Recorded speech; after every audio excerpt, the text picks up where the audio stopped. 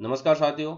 RPSC प्रथम श्रेणी व्याख्याता भर्ती परीक्षा के अंतर्गत हम लंबवर्तीय बेलन का टॉपिक पढ़ रहे थे, जिसकी थ्योरी को पिछले वीडियो में हमने समझ लिया है। अब एक महत्वपूर्ण क्वेश्चन पर अपन डिस्कस करने वाले हैं। 8 मीटर त्रिज्या तथा 10 मीटर ऊंचाई वाले बेलन को पिघलाकर उसी धातु से 12 मीटर त्रिज्या वाला नया बेलन बनाया जाता है।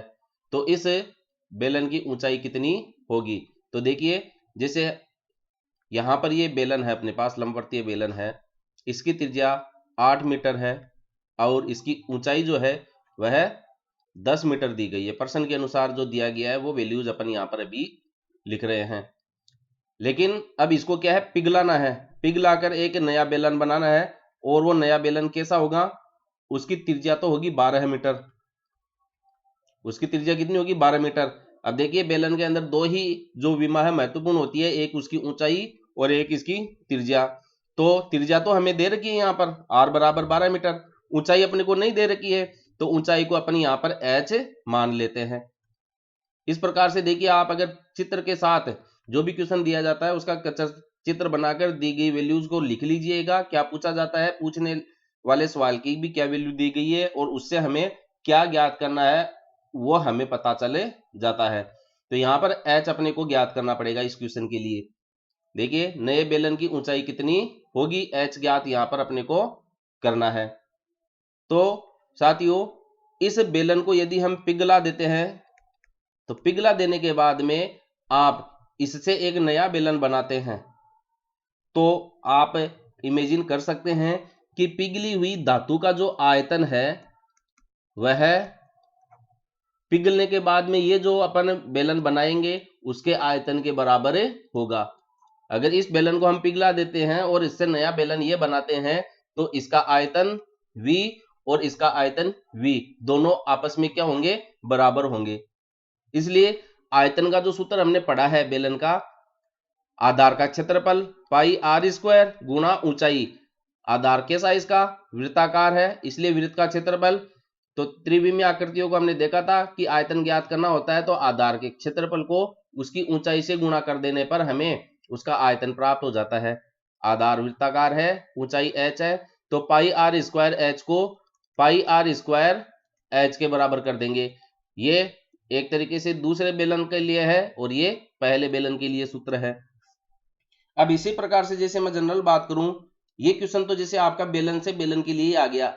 यदि आप किसी भी बेलन को पिघलाते हैं और पिघलाकर उससे कोई घन बनाते हैं, कोई घनाभ बनाते हैं, या फिर आप कोई गोला बनाते हैं।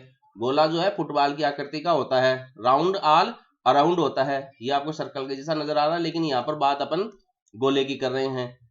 तो इसके आयतन का मान जो है इन सभी के आयतन के बराबर होगा। पिघलाकर यदि किसी भी वस्तु को अगर दूसरी वस्तु बनाते हैं, दूसरे आकार की वस्तु अगर हम बनाते हैं, तो उस दूसरे आकार की वस्तु का आयतन जो है पहले प्रकार की जो वस्तु थी उसके आयतन के बराबर होगा।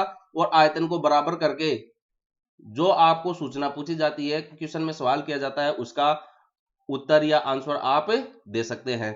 तो यहाँ पर देखिए, हम आयतन को बराबर करके किस प्रकार से इसका क्वेश्चन का जवाब प्राप्त करते हैं। देखिए, पाई r स्क्वायर h है, तो पाई रह जाएगा आपका r।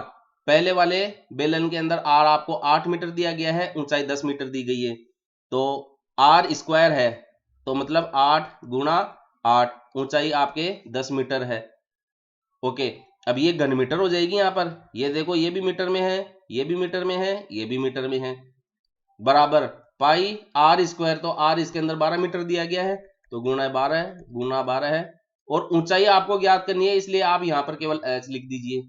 अब h का मान ज्ञात करना है तो इस पूरे मान को गुणनफल में है, समीकरण के दूसरे पक्ष में आप हस्तांतरण कर दीजिए।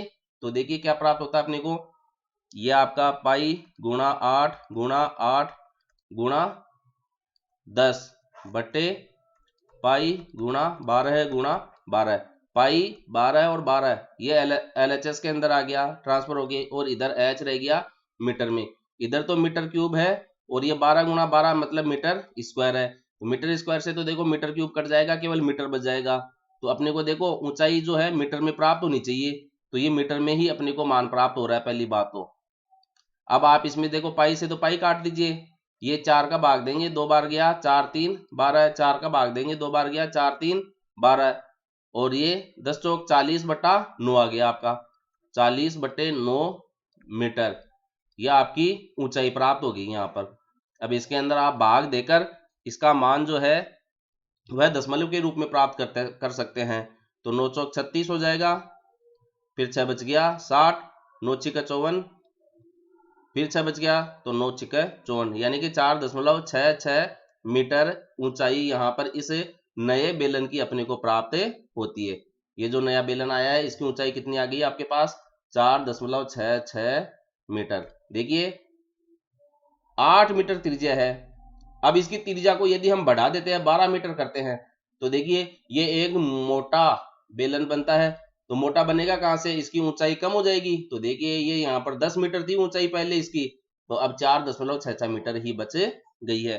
तो इस प्रकार प्रश्न की अवधारणा यदि आप समझ गए हैं तो उसके बाद में आपको किसी भी प्रकार के सवाल में दिक्कतें नहीं आएगी। प्रश्न की प्रकृति को समझना है, उसमें क्या दिया गया है, क्या पूछा गया है, इतना यदि आपको समझ में आ गया तो गणित का कोई भी सवाल आपसे गलत नहीं होगा।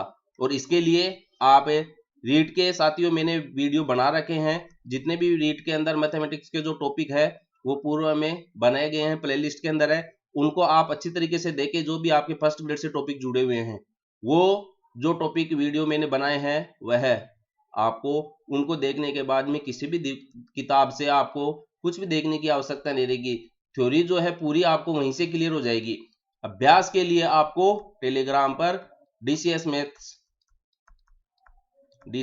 मैथ्स फर्स्ट ग्रेड के नाम से मैंने अलग से मैथमेटिक्स के लिए ही एक ग्रुप बना रखा है। इसमें आपको क्वेश्चन उपलब्ध करवा दिए जा रहे हैं।